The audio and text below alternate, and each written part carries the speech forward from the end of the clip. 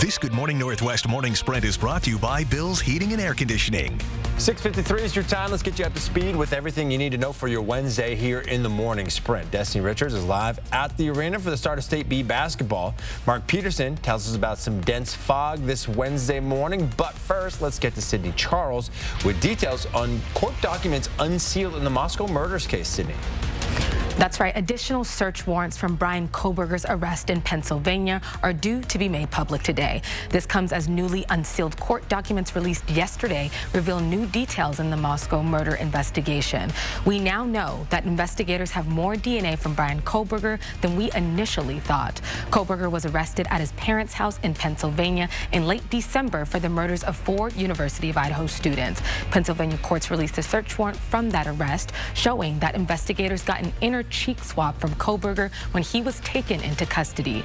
Investigators also collected 4 medical-style gloves, a flashlight, Kohberger's clothes, and a pair of Nikes. You can read more details about this story right now on KXLY.com. And newly unsealed court records also show a battle between the attorney representing the Gonzalez family, whose daughter was killed in the Moscow murders, and the judge in this case. Attorney Shannon Gray does not believe he should have to follow the gag order and accused Latah County prosecutor Bill Thompson, pictured here, of leaking information about this case to the media. Gray is still fighting for himself and his clients to be able to speak freely about the case. It is a foggy start when we look at the first alert weather, and that first alert weather app would be Greg. So what I told you, we had a dense fog advisory, and it's in effect until 10 o'clock today. Visibility is very short in many areas, and you have to be very cautious. Again, allowing more time for your travel today, please. Over the next 12 hours, we're going to see partly cloudy skies. Again, this fog is going to break mid-morning, and we'll have a high today of 34 degrees.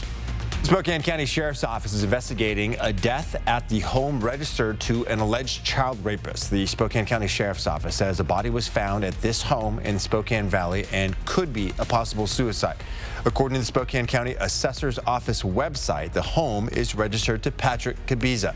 Cabiza is the man accused of sexually assaulting 2 young boys at his home over the winter. He bonded out of jail last week. The Spokane County Medical Examiner's Office will identify the body and the cause of death.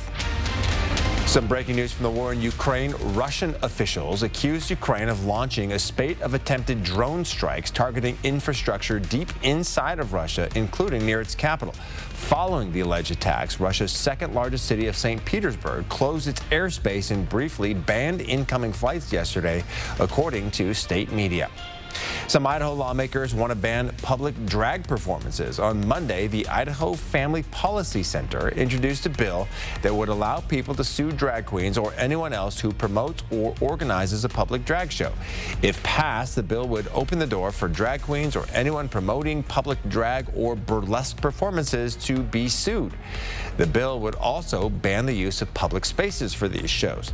Anyone violating this would be guilty of a misdemeanor and could be fined along with possible jail time. Now, the bill should get a public hearing in committee before the House floor votes on it. This morning, we've been live at the Spokane Arena talking all about the return of State B basketball for the next 4 days through Saturday. This is going to be a place where so many out-of-town students, staff, and their families come to watch this basketball tournament. 1B and 2B boys and girls are going to be playing all from places across the state. You can go to our website, KXY.com, where we have more information about who's playing and when. The Cheney City Council decided to delay a redevelopment project threatening to uproot people living at the North Cheney Mobile Home Park.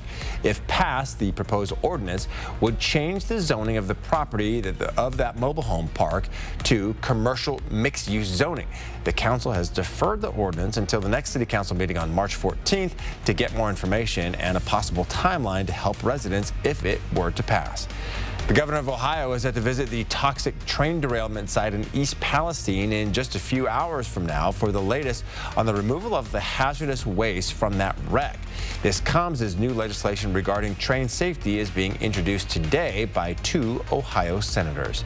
That's all coming up next on Good Morning America now. A consumer alert about those rewards programs at so many restaurants and other stores and why some of them are becoming less generous. Weather next.